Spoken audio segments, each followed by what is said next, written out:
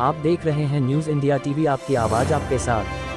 पूर्वी दिल्ली लोकसभा के CBT ground में हर्ष मल्होत्रा के नेतृत्व में बीजेपी की हुई बैठक, जिसमें दिल्ली प्रदेश लोकसभा प्रभारी एवं भाजपा राष्ट्रीय मंत्री श्री ओम प्रकाश धनखड़ जी, दिल्ली प्रदेश संगठन महामंत्री श्री पवन राणा जी, पूर्वी दिल्ली लोकसभा प्रत्याशी श्री हर्ष मल्होत्रा जी, लोकसभा क्लस्टर इंचार्ज श्री विजेंद्र गुप्ता जी, लोकसभा प्रभारी श्री अनिल गुप्ता जी, विधायक श्री ओम प्रकाश शर्मा जी, श्री अभय वर्मा जी, श्री अनिल वाजपेयी जी, लोकसभा संयोजक श्री महेंद्र आहूजा जी, लोकसभा सह संयोजक श्रीमती लता गुप्ता जी, लोकसभा विस्तारक श्री नरेश वशिष्ठ जी, लोकसभा बूथ संयोजक श्री राजकुमार शर्मा जी एवं रामवीर सिंह बासोया जी, जिला प्रभारी श्री सुरेश शर्मा जी, मयूर विहार जिला अध्यक्ष श्री विजेंद्र धामा जी, शाहदरा जिला अध्यक्ष श्री संजय गोयल, भाजपा शाहदरा जिला प्रवक्ता भारत गौड़, मयूर विहार जिला महामंत्री संजीव सिंह, नीरज शर्मा, भावना जैन,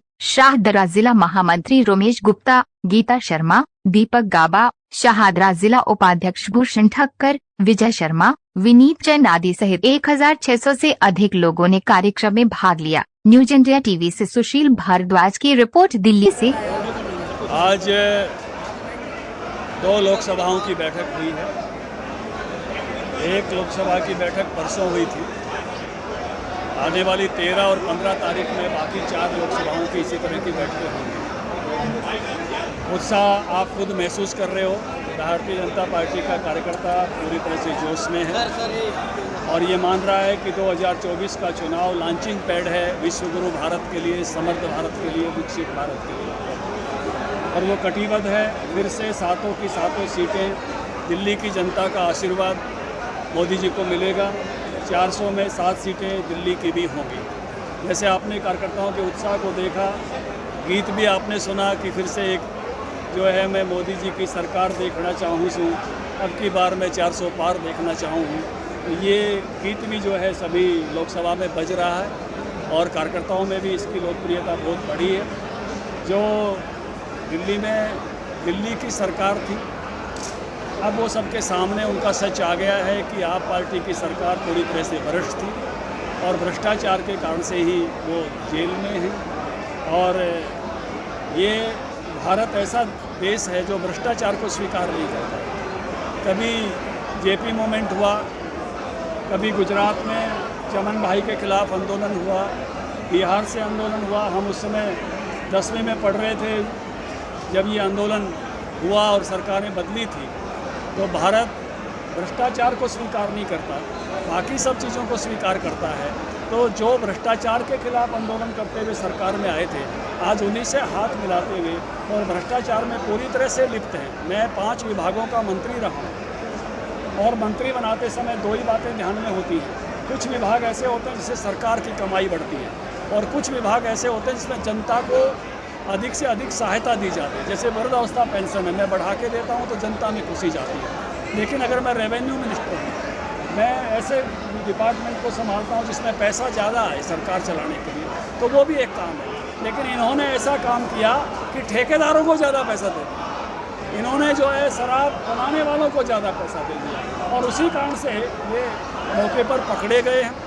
और ये इस बात के लिए हमेशा पॉलिटिकल आरोप करने की कोशिश करते हैं। ये कोई पॉलिटिकल मुद्दे नहीं है, ये करप्शन के मुद्दे हैं जो संस्थाओं ने इनके खिलाफ लगाए हैं और कोर्ट ने इनको अंदर जाने की अनुमति दी है और ये खुद लेकर आए। कई बार ये टाइमिंग पे सवाल करते हैं तो टाइमिंग भी इन्होंने तय की है। ईडी के इतने नोटिस आ रहे थे तो तब पहले दे देते अपनी तलाश से, भाई मेरे पास कुछ नहीं है। अगर इतने अच्छे थे तो फिर कोर्ट में भी खुद गए, फिर कोर्ट में भी कहा कि अभी बताओ मुझे क्यों जाना चाहिए। तो मैंने मीडिया में पढ़ा, चैम्बर में जज साहब ने देखा, फिर हाई कोर्ट चले गए कि मेरी गिरफ्तारी गलत हो गई। हाई कोर्ट ने भी कहा कि आपकी गिरफ्तारी गलत है। एक और जिद मैं देख रहा हूँ कि जेल से सरकार चलाए। अभी केजरीवाल जेल के अंदर है, बार-बार संदेश भेजते हैं। मैं वही बात आपको बताना चाहता हूँ, वही बताना चाहता हूँ, देना चाहिए कि नहीं, मैं वही बताना चाहता हूँ। जेल का एक नियम है, जेल से कोई भी कागज बाहर आएगा, कोई भी कागज अंदर जाएगा तो जेलर को देखना होता है। ये जेल के रूल्स में है। जेल के जेलर के देखे बगैर कोई कागज जेल से बाहर नहीं आ सकता और कोई कागज जेल में नहीं जा सकता। और जब हम मंत्री बनते हैं, मुख्यमंत्री बनते हैं, तो एक गोपनीयता की शपथ लेते हैं कि लोकहित में मैं जो निर्णय करूंगा वो किसी को नहीं बताऊंगा, क्योंकि निर्णय पहले बताने से ही गड़बड़ होती है। इनकी गड़बड़ क्या है कि शराब की ऐसी पॉलिसी बनाने से पहले बता दी, यही तो गड़बड़ है। अब वो गोपनीयता का पालन जेल में हो ही नहीं सकता, जेल के रूल्स के कारण से, बाकी कोई और नहीं कह रहा। जब गोपनीयता का पालन नहीं हो सकता, इसलिए हेमंत जी ने इस्तीफा दिया। तो ये एक कठिनाई जो है वो किसी की जिद तो हो सकती है, इच्छा तो हो सकती है, लेकिन वो जेल से गोपनीयता भंग होती है। और एक बात और समझ लीजिए, कोई एमएलए का चुनाव जीत जाए, एमपी का चुनाव जीत जाए, मुख्यमंत्री विधायक दल बना के नामित कर देवें, जब तक वो शपथ नहीं लेता वो मुख्यमंत्री नहीं होता है, वो विधायक नहीं होता है, वो सांसद नहीं होता है।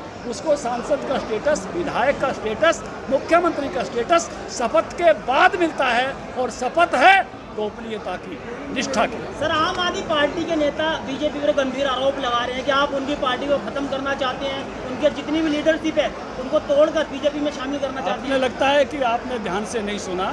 मैंने कहा कि ये मुद्दा पॉलिटिकल है ही नहीं, इसका जवाब पॉलिटिकल नहीं हो सकता। ये तो भ्रष्टाचार है, इसका जवाब कोर्ट में देना पड़ेगा। बयानों से इससे आप नहीं निकल सकते। बयान पॉलिटिकल होते हैं और पॉलिटिकल तरीके से दिए जाते हैं। ये आप पर मुद्दा है, आप पर मुकदमा है, इसको तो आपने कोर्ट में जस्टिफाई करना पड़ेगा। गुजरात में राजकोट से उम्मीदवार पुरुषोत्तम रूपाला ने क्षत्रिय समाज पर अशोभनीय टिप्पणी करी है, और उत्तर प्रदेश, राजस्थान, मध्य प्रदेश का क्षत्रिय समाज भाजपा के खिलाफ जा रहा है, क्या कहना चाहिए? जितना मैं जानता हूँ, रूपाला जी ने उसके लिए क्षमा, क्षत्रिय समाज से, राजपूत समाज से, मैंने अखबार में पढ़ा है, उन्होंने इसके लिए क्षमा। 2 जिले आते हैं, नवीन शाहदरा जिला और ये मयूर विहार जिला और शाहदरा जिला। तो आज राजस्थान के लोकगीत का उद्घाटन हुआ, और साथ ही दोनों जिले के खंड प्रमुख BLA1, BLA2 और बूथ प्रमुख, बूथ के अध्यक्ष और बूथ के पालक, और उससे ऊपर के समस्त कार्यकर्ता, चाहे वो जिले के हों, मंडल के हों, प्रदेश के हों, चाहे राष्ट्रीय किसी मोर्चे में या राष्ट्रीय पदाधिकारी हों, उन सब का यहाँ रहना हुआ। और एक संगठनात्मक बैठक थी कि आगे का रोल हमें चुनाव को सरगर्मियां किस प्रकार से तेज करनी है, और ये वाली पूर्वी दिल्ली की लोकसभा 5 लाख से ज्यादा मतों से किस प्रकार से जीता जाए, उसमें पन्ना प्रमुख तक की जिम्मेवारी तय की गई। और इसी को लेके ये एक चुनाव का एक अंग था जो संगठनात्मक रूप से बैठक के माध्यम से हमने किया। सर, क्या कहेंगे, आज कार्यकर्ता सम्मेलन हुआ है 2 जिलों का, लोग कार्यकर्ताओं में उत्साह देखने को मिल रहा है। उत्साह है, भारी एनर्जी है, लोग चाव से आज प्रोग्राम में रहे कि यहाँ बैठने की जगह कम पड़ गई, जबकि हमने सिर्फ सभी के लोगों को ही बुलाया था। तो इससे ये महसूस होता है कि उनको अपने बीच में हर्ष मल्होत्रा जी ऐसे कैंडिडेट मिले हैं, तो उसको जिताने के लिए उन्होंने संकल्प लिया है। उनको हर कार्यकर्ता को ये लग रहा है कि मैं ही हर्ष मल्होत्रा। आप देखिएगा कि ये सारा आयोजन होने वाला है, सारे अपने सोशल मीडिया पर हर आदमी लिख रहा है मैं ही हर्ष मल्होत्रा, मैं ही हर्ष मल्होत्रा।